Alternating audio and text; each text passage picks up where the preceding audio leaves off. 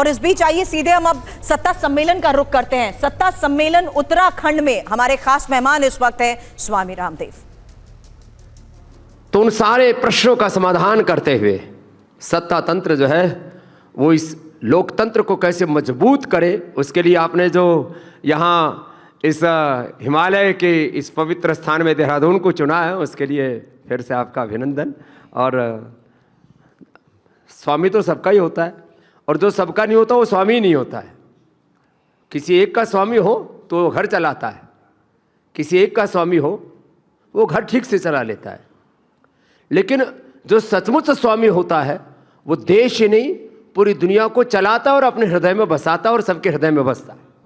आपने जो अभी बोला, मैंने दो चीज़ें बड़े ध्यान से ऑब्जर्व की। पहला तो ख़राब मौसम जिसका आपके ऊपर कोई असर नहीं हो सकता। दूसरा, आपने जब मजबूत लोकतंत्र कहा तो मैं आपकी बाइसेप देख रहा था। स्वामी जी, इतने साल से मैं आपको देख रहा हूँ, हमारी उम्र बढ़ती जा रही है और आपकी कम होती जा रही है। सच्चाई तो ये है, आप कुछ तो ऐसा करते हैं जो हमें बताते नहीं है, जो पतंजलि के स्टोर्स में नहीं मिलता है। स्वामी जी, हाँ, वो ऐसे यहाँ ऐसे होता है, देखिए जरा। अब इसके लिए आपने बाइसेप ट्राइसेप बोला, वो इससे मैंने देखा ही नहीं था कि ये ठीक है। नहीं, बहुत बढ़िया है। और ये जिम वाला नहीं है, ये योग वाला है। आजकल जो सिंथेटिक जो प्रोटीन खा रहे हैं, तीन चीज़ें शरीर बनाती हैं, एक फैट, एक प्रोटीन और तीसरा कार्बोहाइड्रेट।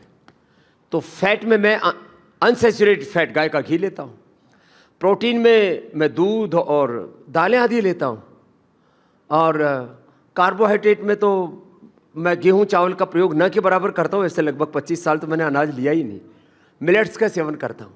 तो मैं चाहता हूँ हमारे हेमंत जी वैसे तो बड़े वजनदार व्यक्ति हैं, हम इनका वजन और बढ़ता हुआ देखना चाहते हैं, लेकिन पेट घटता हुआ देखना चाहते हैं। तो उनको मैंने आज सलाह दी है कि आप भी गेहूँ चावल छोड़ दीजिए। एक समय एक भुक्तम सदारोग्यम, द्विभुक्तम बलवर्धनम, त्रिभुक्तम सदारोगम, चतुर्भुक्तम तुमारकम। जो हेल्दी रहना चाहते हैं एक बार खाया करें, दोपहर का एक बार, जिसको लंच बोलो, एक मील बोलो, जो भी बोलो। सुबह नाश्ते में आप कोई फलों का जूस आदि कुछ ले सकते हैं, रात को दूध आदि कुछ पी सकते हैं।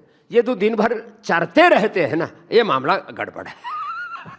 स्वामी जी, आप इतने यंग होते जा रहे हैं कि आप जेन जी को कंपटीशन दे रहे हैं, मानते हैं आप? ये बात तो सच है। कोई 25 साल का जवान लड़का या लड़की आ जाए, स्वामी रामदेव को ना रेसलिंग में हरा सकता, ना रनिंग में हरा सकता। और भाई देखो, मैं तो असली जैन जी उसको मानता हूं जिसका शरीर बल, जिसका इंद्रिय बल, मनोबल, आत्मबल इतना प्रबल हो, उसके होने से भारत के होने का एहसास हो। जब वो खड़ा हो तो उसके चरित्र में भारत दिखे। ऐसा शरीर से बलवान, मत्स्य से प्रज्ञावान, हृदय से श्रद्धावान, आचरण से शीलवान, चरित्रवान युवा देखना चाहता हूं। उसके बराबर पूरी दुनिया का कोई युवा ना हो। मैं भारत के नागरिक को विश्व का श्रेष्ठतम नागरिक, भारत की अर्थव्यवस्था को विश्व की श्रेष्ठतम अर्थव्यवस्था, भारत के चरित्र को विश्व का श्रेष्ठतम चरित्र, एतद् देश प्रसूतस्य सकाशादग्र जन्मनाः स्वं स्वं चरित्रम शिक्षेरन् पृथिव्याम सर्वमानव। यह भारत का चरित्र, और ऐसा युवा भी है इस देश में। ठीक है, कुछ गालीबाज, कुछ पत्थरबाज, कुछ नशाबाज भी युवा है, वो भी अब धीरे धीरे मुझे लगता है वक्त के प्रवाह से और अपने आप को उत्थान के मार्ग पर लेकर के आएंगे। राष्ट्र निर्माण में पहले भी यह देश युवाओं ने बनाया। चंद्रशेखर, राजगुरु, भगत सिंह, कितने जवानों ने अपनी जवानी की आहुति दी, तो ये तो देश आजाद हुआ। उन वीर वीरांगनाओं का चरित्र हमारे सामने एक आदर्श के रूप में होता है। हमें आदर्श कहीं बाहर से उधार लाने की जरूरत नहीं। हमारे रियल हीरो, हमारे आइडियल, हमारे आइकॉन टाइकॉन, हमारे वीर वीरांगनाएं। और इसलिए मैं तो निशांत जी हर दिन कहता हूं, हम वीर वीरांगनाओं की, ऋषि ऋषिकाओं की संतानें हैं। उनका डीएनए हमारे भीतर है। वीरों का वीरत्व, देवों का देवत्व, ऋषियों का ऋषित्व, राम का रामत्व, कृष्ण का कृष्णत्व, शिव का शिवत्व, यही हमारा स्वभाव होना चाहिए। यही मेरा जेनजीज के लिए कहना भी है। बाकी आंदोलन करो, खूब ठोक करके करो, जहां तुम्हारी आवश्यकता है वहां लड़ो, लेकिन अराजक तरीके से नहीं, लोकतांत्रिक संवैधानिक तरीके से। और यही हुआ है। जब जब कोई आवश्यकता हुई है, युवाओं ने आंदोलन भी किया। तो अब जेनजीज का मतलब कुछ अब बड़े बड़े सपने हैं लोगों के, होने ही चाहिए, लेकिन कुछ लोगों में फ्रस्ट्रेशन भी आ जाता है जब वो सपने टूटते हैं, बिखरते हैं।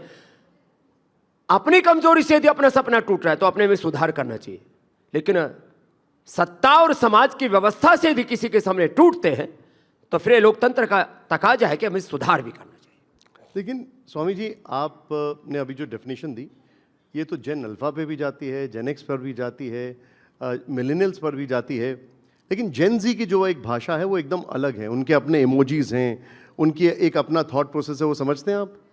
देखो, कुछ लोगों के सॉफ्टवेयर जो है वो अमेरिका से अपडेट हो रहे हैं वो ठीक नहीं है।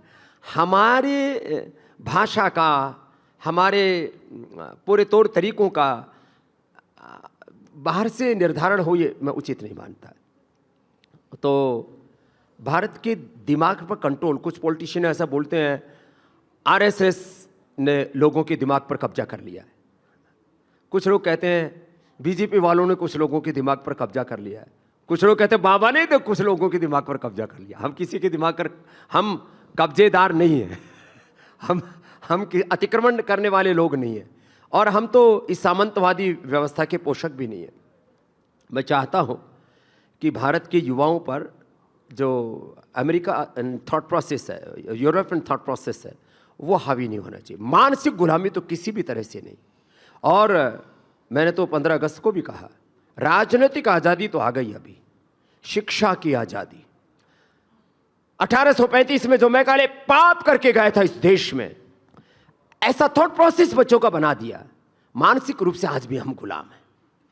तो और मैकाले के मानस से उपजे कई बोर्ड भी हैं इस देश में, स्टेट बोर्ड हैं, सेंट्रल बोर्ड्स हैं, लेकिन हमारे आदरणीय एनपी सिंह साहब यहाँ पर हैं जो बहुत सीनियर अफसर रहे हैं, और हमारे भारतीय शिक्षा बोर्ड के चेयरमैन, हम काम कर रहे हैं भारतीय शिक्षा बोर्ड में कि भारत के बच्चे हों, जवान हो, और 145 करोड़ भारतीय हो, उनका मानस भारतीय होना चाहिए, अपने पूर्वजों के प्रति कृतज्ञता का भान होना चाहिए, और अपनी विरासत के साथ विकास के लिए प्रतिबद्धता होनी चाहिए, दृष्टि और दक्षता।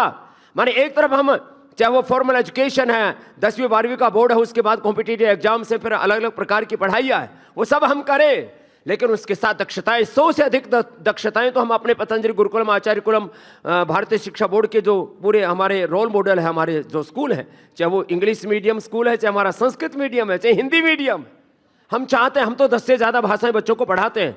और ये जो गुलामी की मानसिकता है, इससे देश को मुक्ति दिलाना चाहते हैं। स्वामी रामदेव आपके सामने बैठा है, किसी कॉन्वेंट स्कूल का प्रोडक्ट नहीं है, स्वामी रामदेव आपके सामने बैठा है तो भारतीय शिक्षा पद्धति का प्रोडक्ट है, गुरुकुल का विद्यार्थी है, और एक सपना देखता है अपने मन में कि मुझे इस भारत के लिए क्या योगदान करना है, भारत की जीडीपी के लिए क्या योगदान करना है। आज हम हर साल करीब 50,000 करोड़ रुपए का भारत की अर्थव्यवस्था में योगदान करते हैं, करीब 5 लाख लोगों को रोजगार दिए हैं, 5 लाख लोगों को रोजगार देने की तैयारी है, और जो देश के प्रधानमंत्री जी का सपना है कि 2047 तक भारत विश्व की महाशक्ति बने, विकसित भारत बने, उसमें शिक्षा की दृष्टि से, चिकित्सा की दृष्टि से, कृषि की दृष्टि से, चरित्र निर्माण और राष्ट्र निर्माण की दृष्टि से अपना योगदान देने के लिए एक प्रतिबद्धता, और अंतिम श्वास तक भारत माता की सेवा करने के लिए एक विकल्प रहित संकल्प और अखंड प्रचंड पुरुषार्थ चरे वेती का संकल्प है।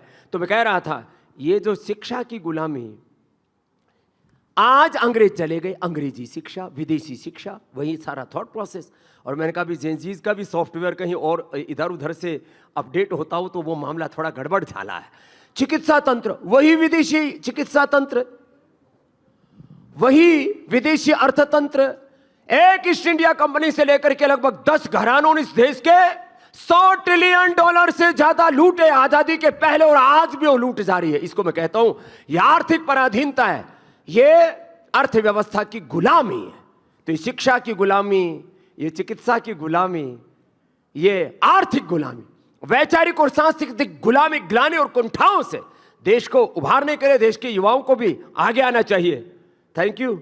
टीवी 9 भी इसके लिए बड़ा पुरुषार्थ कर रहा है कि भाई आप अपनी निजता के गौरव के साथ अतीत का गौरव, वर्तमान की चुनौतियों से लड़ने का सामर्थ्य और एक स्वर्णिम भविष्य बनाने की प्रतिबद्धता और संकल्प, यही तो आज के भारत की जरूरत।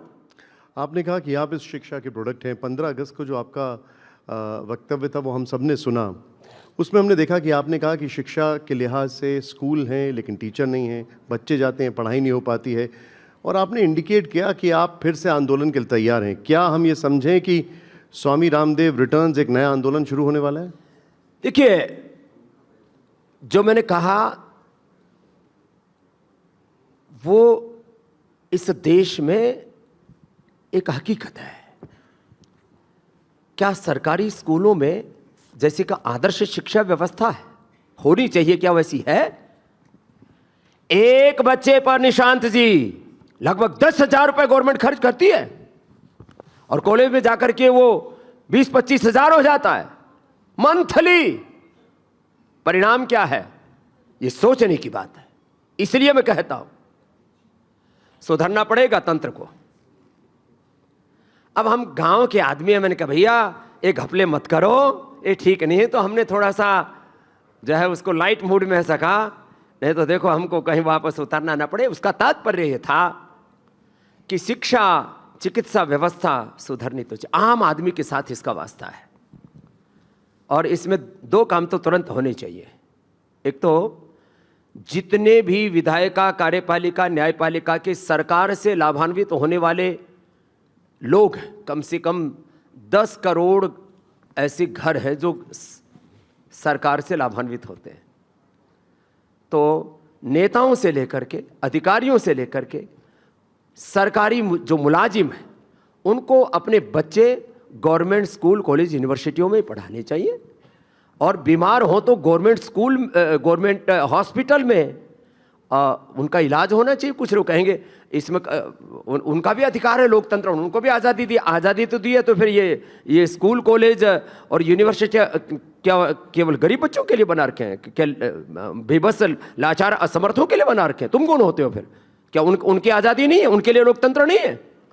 तो गवर्नमेंट स्कूलों में, कॉलेजों में, यूनिवर्सिटियों में जब नेता और सरकारी तंत्र के लोग पढ़ने लग जाएंगे, शिक्षा तंत्र अच्छा हो जाएगा। और गवर्नमेंट स्कूलों में, गवर्नमेंट के जो हॉस्पिटल है उन्हीं में जब नेताओं का और सरकारी तंत्र के लोगों का चिकित्सा वहीं पर होगा, उनकी भी हालत ठीक हो। जब तो एम्स दिल्ली से लेकर के पूरे देश में आ गए, और सुधार क्यों? जब एम्स इतना अच्छा हो सकता है तो सारे गवर्नमेंट हॉस्पिटल अच्छे क्यों नहीं हो सकते? जब IIT, IIM इतना अच्छा हो सकता है, जब केंद्रीय विद्यालय बहुत अच्छे हो सकते हैं, तो सारे स्टेट गवर्नमेंट के और सेंट्रल गवर्नमेंट के द्वारा चलने वाले सारा का सारा शिक्षा तंत्र पूरी पारदर्शिता और प्रामाणिकता से बहुत अच्छा क्यों नहीं हो सकता? फिर बाकी जो घपले हैं, जो पेपर लीक है या और गवर्नमेंट जॉब आदि में, इंटरव्यू आदि में घोटाला होता है, ये तो कोई मैंने गलत बात तो नहीं कही।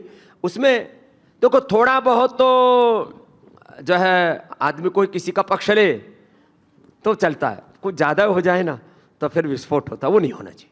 अच्छा, मैं वापस जेनजी की साइन लैंग्वेज पे आता हूँ, क्योंकि आजकल ये यहाँ पर तमाम बच्चे हैं यूनिवर्सिटी के और सब आपको देख रहे हैं, और इनमें से आप लोग तैयार रहिएगा, हो सकता है मैं आपसे भी एक सवाल पूछूं अभी, बल्कि कई सवाल।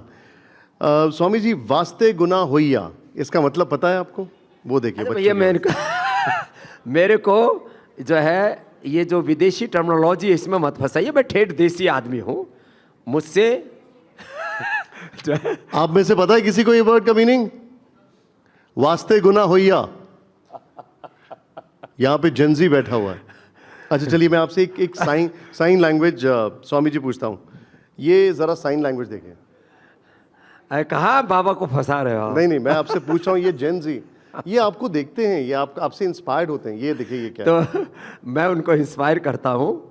खाली इशारों से बात नहीं बनेगी जी, खाली जुबानी जंग से बात नहीं बनेगी, असली जिंदगी की जंग लड़नी पड़ेगी आपको। हर काम में आपको प्रथम होना पड़ेगा। अच्छा, मैं आपको हर हुनर में आपको प्रथम होना पड़ेगा, हर उपलब्धि में आपको प्रथम होना पड़ेगा।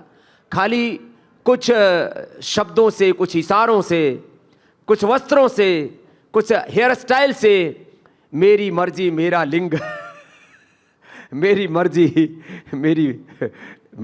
मेरी चाहत मेरी दुनिया। देखो कुछ बातों में मैं सहमत हूं कि व्यक्ति को लोकतंत्र ने भी वो स्वतंत्रता दी है, देश के संविधान ने वो स्वतंत्रता दी है। स्वतंत्रता कोई किसी की छीन नहीं सकता, लेकिन स्वतंत्रता में तीन बातें हैं। मेरी स्वतंत्रता से किसी अन्य की स्वतंत्रता बाधित नहीं होनी चाहिए। और स्वतंत्रता के नाम पर, आजादी के नाम पर हमें विदेशी भाषा की गुलामी, विदेशी वस्त्रों की गुलामी, विदेशी खान पान की गुलामी, कोल्ड ड्रिंक, एनर्जी ड्रिंक्स और ड्रिंक्स की गुलामी, नशे की गुलामी, गर्लफ्रेंड बॉयफ्रेंड की गुलामी। मीन्स शादी ब्याह करो, अच्छे से रहो, अफेयर भी करना है करो, लेकिन एक गुलामी नहीं आनी चाहिए। माने कोई भी चीज आपको बांध ना सके। संस्कारों की बात हो रही है। हाँ, आपको आजादी का नाम उच्छृंखलता नहीं हो सकता। और हमारे यहां तो स्वाधीनता माने पूर्ण स्वायत्तता, अपने निजता माने स्वाधीनता तो बहुत बड़ा शब्द है। तो स्वाधीनता को अलग अलग परिप्रेक्ष्यों में लोग कई बार उद्दंडता और उसको बगावत, विद्रोह, अनार्की के तौर पर जो लेते हैं ना, वो तो ठीक नहीं है। स्वामी जी, कैसे देखते हैं आप जेन ज़ी के प्रदर्शन को जो जंतर मंतर पर हुआ, रांची में हुआ, कैसे देखते हैं आप? अपने हकों के लिए लड़ना ये हमारा लोकतांत्रिक संवैधानिक अधिकार है और मैं उसको शुभ मानता हूं। बस उसमें किसी भी तरह की अनार्की, अराजकता नहीं होनी चाहिए और उसमें अपनी संस्कृति, अपने संस्कार, अपनी सभ्यता, माने बड़ों को गाली देना, और वो भी इतनी भूंडी भूंडी गाली भैया हमने तो कभी सुनी नहीं थी निशान जी। कुछ लोगों ने तो हद कर दी साहब। अपने बड़ों के प्रति, कोई भी पक्ष हो, विपक्ष हो, सत्ता हो, कोई भी समाज हो, कोई भी हो, किसी के प्रति माने ये मैंने कहा ना, गालीबाज, पत्थरबाज, नशेबाज कुछ जो युवक है ना, वो जिन चीज़ को रिप्रेजेंट नहीं करते।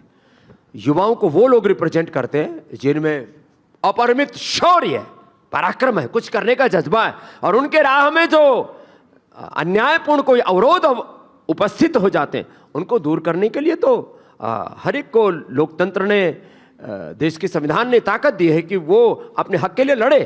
तो मैं उस लड़ाई को गलत नहीं मानता, बस उसमें जो तौर तरीके हैं उनको हमें थोड़ा संभल करके लोकतांत्रिक, संवैधानिक, नैतिक, मानवीय मूल्यों के दायरे में रखना चाहिए। लेकिन प्रधानमंत्री जी ने तो उनको माफ़ भी कर दिया, जिनका आप अभी जिक्र कर रहे हैं। मोहन भागवत जी ने कहा कि हमें उन्हें समझने की ज़रूरत है, उनसे संवाद करने की ज़रूरत है। आप इसे कैसे देखते हैं? देखिए, देश के प्रधानमंत्री जी बहुत संवेदनशील हैं। उन्होंने युवाओं के लिए, और जैसे मैंने कहा, शिक्षा के लिए न्यू एजुकेशन पॉलिसी, उसमें बड़े अच्छे काम किए। चिकित्सा के लिए कितने बड़े उन्होंने आयुष्मान भारत से लेकर के, आयुष मंत्रालय के नवगठन से लेकर के, जिससे कि केवल अंग्रेजी चिकित्सा व्यवस्था पर हावी ना रहे। यद्यपि जो इंडियन मेडिकल जो एसोसिएशन है, वो उनका मानस अभी भी वो गुलामी का ही है, तो भी शिक्षा तंत्र में, चिकित्सा तंत्र में, कृषि तंत्र में, अर्थतंत्र में एक भारत की पूर्ण एक आत्मनिर्भरता के लिए जो मोदी जी का संकल्प है, तो मोदी जी ने इस लोकतंत्र के जो विविध आयाम हैं उनको लेकर के देश में अच्छी दिशा में काम तो किया। कुछ लोग ऐसे हैं जिनको ऐसा लगता है देश में कुछ हो ही नहीं रहा अच्छा, तो आशावादी भी होना चाहिए। आशावादी होने के साथ हमें सुधारवादी भी होना चाहिए। जहाँ रिफॉर्म की जरूरत है वहाँ रिफॉर्म भी करना चाहिए, और जहाँ आमूलचूल परिवर्तन की आवश्यकता है वहाँ पूर्ण क्रांतिकारी परिवर्तन भी होने चाहिए। रिफॉर्म्स के साथ कंप्लीट चेंज, व्यवस्था परिवर्तन होना चाहिए। लेकिन तो इसमें मोदी जी की पहल अच्छी है। अब अपेक्षाएं पहाड़ जैसी खड़ी की है, नहीं मोदी जी ने खड़ी की है, देश को आशावाद के शिखर पर लेकर के गए। तो देश में आशाएं, अपेक्षाएं बहुत है, बहुत सी पूरी हुई है, बहुत सी पूरी होनी शेष भी है, और वो मात्र एक व्यक्ति से भी नहीं हो सकते। मैं मानता हूं देश के प्रधानमंत्री का भी बहुत बड़ा उत्तरदायित्व है, उन्हीं आशाओं और अपेक्षाओं के साथ उनको प्रधानमंत्री भी बनाया। लेकिन केवल एक प्रधानमंत्री से तो देश नहीं चलेगा। 145 करोड़ लोगों को भी अपने स्वधर्म का, अपने राष्ट्र धर्म का पालन करना पड़ेगा। और यदि मैं फकीर होकर के हाथ में कटोरा लेकर के भीख मांगता रहता, इंडिया टीवी 9 के ऊपर आकर के कहता भिक्षाम देही, आप कहते बाबा जी कुछ कर लो क्यों भीख मांग रहे हो? तो मैं देश को भिखारी तो नहीं देखना चाहता, हर एक व्यक्ति को इतना समर्थ देखना चाहता हूं। आज स्वामी रामदेव ने जैसे योग में, आयुर्वेद में, स्वदेशी में सनातन धर्म के विविध घटकों को लेकर के, शिक्षा तंत्र, कृषि तंत्र, अर्थतंत्र, देश के चरित्र को लेकर के, लोकतंत्र को लेकर के विविध आयामों में जैसे काम किया, तो 145 करोड़ लोगों को पुरुषार्थ करना पड़ेगा देश के लिए, और ये करेंगे मेरे भाई निशांत जी। तो हमारे हाथों से, हमारी आंखों के सामने हमारे सपनों का भारत और वीर वीरांगनाओं, ऋषि ऋषिकाओं के, अपने पूर्वजों के सपनों का भारत बनेगा। और तब हम गर्व से कह सकेंगे हमने अपने पूर्वजों की विरासत को, अपनी संस्कृति, अपने संस्कारों को लेकर के समृद्धि के नए आयाम घड़े हैं, खड़े किए हैं। और एक दिन तो मैंने ये भी कहा था, उसके ऊपर भी कुछ लोगों ने विवाद किया। मैंने कहा आज हम यहाँ पर भी मैं देख रहा हूँ, कुछ हिंदू हैं, कुछ मुसलमान हैं, कुछ हमारे बालक में, कुछ बेटियां भी हमारे तो पत्रकार भी समेरा खान से लेकर के हमारी उधर बिटिया बैठी है। हिंदू मुसलमान के नाम पर जो नफरत फैलाई जाती है ये भी गलत है। मैं कहता हूं हमारे मजा लोग हो सकते हैं, हमारे पूर्वज तो एक है, हमारा डीएनए एक है, हमारी संस्कृति, हमारे संस्कार एक है, हमारा खून एक है, हमारा सपना भी एक है, हमारी धरती माँ एक है। मादरे वतन कहो, उसको मातृभूमि कहो, मदरलैंड को क्या फर्क पड़ता है। अब कुछ को तो वंदे मातरम में भी विवाद दिखता है, मेरी इस बात में भी विवाद दिखता है कि हमारे पूर्वज एक नहीं है। तो मैंने कहा कहां से, ऊपर से आसमान से पढ़ा था क्या? अरे हमारे पूर्वज एक ही है, हमारा डीएनए एक ही है, हमारा खून एक है, और हमारे सपने भी एक हैं देश के लिए। ये एकत्व का भाव, यस्तु सर्वाणि भूतानि आत्मायं विजानत तत्र को मोह कः शोकः एकत्वमनुपश्यत यत्र विश्वं भवत्येकनीडम्। ये एकत्व का भाव, तो ये जो राजनीतिक रूप से भी सत्ता पक्ष और प्रतिपक्ष में जो घृणा और नफरत के भाव पैदा हो गए हैं, सत्ता पक्ष को, विपक्ष को अति प्रेम से उसको भी साथ में लेकर के चलना चाहिए, और विपक्ष को भी मानना चाहिए कि देश में प्रधानमंत्री कोई ऐसी जोर जबरदस्ती नहीं बन जाता, अराजकता से नहीं बनता, देश के लोग बनाते, उनको भी सत्ता पक्ष का सम्मान करना चाहिए। राजनीति में भी घृणा ठीक नहीं है। ब्राह्मण, क्षत्रिय, वैश्य, शूद्र, दलित, आदिवासी, वनवासी, SC ST आदि के नाम पर देश में जातीय वर्गीय घृणा भी ठीक नहीं है। मैंने कहा SC ST का अपमान, उसका अनादर असंवैधानिक, अलोकतांत्रिक है, तो किसी ब्राह्मण बनिए का अपमान भी अलोकतांत्रिक है। आपस में समाज में एकजुटता, ये तो भेद करो, फूट डालो और राज करो, भेद नहीं, अभेद दृष्टि होनी चाहिए। एकत्वमनुपश्यत यत्र विश्वं भवत्येकनीडम् ओम सर्वम खलु इदं ब्रह्म वासुदेवः सर्वम। सियाराम में सब जग जान, ये जब दृष्टि होगी ना भारत की, कोई नफरत नहीं होगी, सब नर करई परस्पर प्रीति, चले स्वधर्म निरत श्रुत नीति। ये है भारत की नीति, यह भारत का चरित्र मेरे भाई निशांत। स्वामी जी, आपने कहा स्वामी सबके हैं, हिंदू मुसलमान नहीं होना चाहिए, लेकिन कई संत समाज के लोग हैं वो लगातार ये कहते हैं कि इसको हिंदू राष्ट्र घोषित कर देना चाहिए, जो मुसलमान हैं उन्हें पाकिस्तान भेज देना चाहिए, संविधान से सेक्युलर शब्द हटा देना चाहिए। इस पर आप क्या कहेंगे? देखिए, भारत स्वभाव से ही हिंदू राष्ट्र है ना।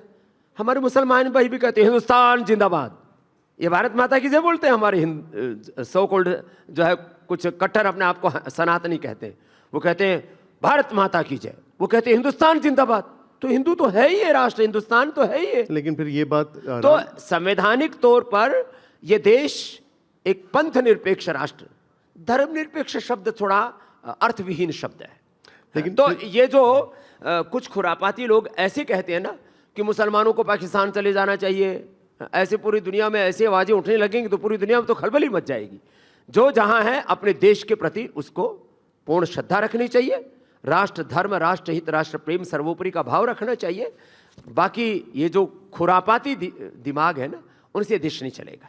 तो मैं इस अर्थ में हिंदू राष्ट्र को यूं मानता हूं कि हिंदू राष्ट्र का हेतु से की, और आगे भी जब भी जरूरत पड़ेगी स्वामी रामदेव हर एक लोकतांत्रिक, संवैधानिक, धार्मिक, आध्यात्मिक, सामाजिक, शैक्षणिक, शिक्षा, चिकित्सा की क्रांति के लिए, आंदोलन के लिए प्रतिबद्ध है। लेकिन वो आंदोलन निर्माण के लिए होना चाहिए। एक होता है आंदोलन।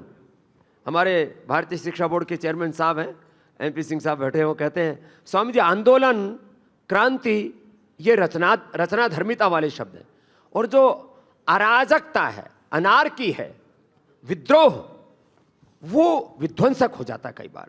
तो देश आग लगाने से नहीं चलेगा। देश में निर्माण और सृजन के काम, मैं तो कहता हूं सब भारतीयों के भीतर ना 3 संकल्प होने चाहिए। एक तो भारत की करेंसी, भारत के रुपए की वैल्यू रुपए डॉलर पौंड कैसे तीनों बराबर हो? एक ये दूसरा, भारत के पासपोर्ट की वैल्यू ऐसी कि सारी दुनिया जो है हमारा स्वागत करने के लिए खड़ी रहे, हमसे वीजा के लिए ना पूछा जाए। आज अमेरिका का वीजा हो किसी के पास, अमेरिका का पासपोर्ट हो, अमेरिकन पासपोर्ट हो, यूरोपियन कई देशों के पासपोर्ट, और खास करके यूके यूएसए आदि का किसी के पास पासपोर्ट, और यहां तक कि मैं सिंगापुर गया, वहां सिंगापुर और हांगकांग, वहां का किसी के पास पासपोर्ट होता है तो लगभग 175 देशों में उसको कहीं वीजा लेने की जरूरत नहीं पड़ती। और हमको बिना वीजा के बांग्लादेश और पाकिस्तान और छोटे छोटे तटपुंजे देश भी नहीं घुसने देते। ये औकात रहेगी हमारी? तो हमारे पासपोर्ट की इज्जत इतनी हो कि पूरी दुनिया जो है कहते हैं पलक पावड़े बिछा अभी करके नहीं हमारा आपके अभिनंदन अनुसार? करने वाली। और तीसरी बात, जनसंख्या भी थोड़ी नियंत्रित होनी चाहिए। देश में जमीनें तो बढ़ा नहीं सकते आप, स्कूल कॉलेज यूनिवर्सिटी सब के इंफ्रास्ट्रक्चर की एक सीमा है। तो हम लोगों ने तो पूर्ण नियंत्रण किया हुआ है, हमसे कोई खतरा नहीं है इस देश की जनसंख्या को। लेकिन कुछ लोग, मैं इसको मजहबी तौर पर नहीं कह रहा हूं, वापस से दोहरा रहा हूं, कुछ लोगों को ये समझना होगा। और मैं तो कहता हूं यदि सरकारी तौर पर भी ऐसा किया जाए कि 2 से ज़्यादा बच्चे होंगे तो फिर उनको गवर्नमेंट जॉब नहीं मिलेगा, उनको गवर्नमेंट स्कूल कॉलेज यूनिवर्सिटी में पढ़ाई नहीं मिलेगी। 2 से ज़्यादा बच्चे होंगे तो उनको वोटिंग राइट नहीं होगा। 2 से ज़्यादा बच्चे होंगे तो जो सरकारी सेवा है उनके लाभ से वंचित रह जाएंगे। वही बच्चे ही नहीं, उनके माँ बाप को भी वंचित कर देना चाहिए। ऐसे कुछ सकारात्मक कदम उठाने पड़ेंगे तो देश, क्योंकि जनसंख्या भी भारत एक बहुत बड़ी ताकत भी है और एक बहुत बड़ी प्रॉब्लम भी क्रिएट कर देता। आज 145 करोड़ लोगों में पूर्ण रोजगार कितने लोगों के पास होगा? आप तो इतने आंकड़े देते हैं देश और दुनिया के, बताओ, आप ही बताओ। केंद्र और राज्य सरकारों में टोटल डायरेक्ट इनडायरेक्ट लगभग कितने लोगों को रोजगार मिला होगा? डायरेक्ट लगभग 5 करोड़, अलग अलग छोटे मोटे जितने भी इंस्टीट्यूशंस हैं सब में। तो हिंदू मुसलमान के नाम पर नफरत गलत और खास बातचीत स्वामी रामदेव के साथ TV9 भारतवर्ष के सत्ता सम्मेलन में आप देख रहे थे।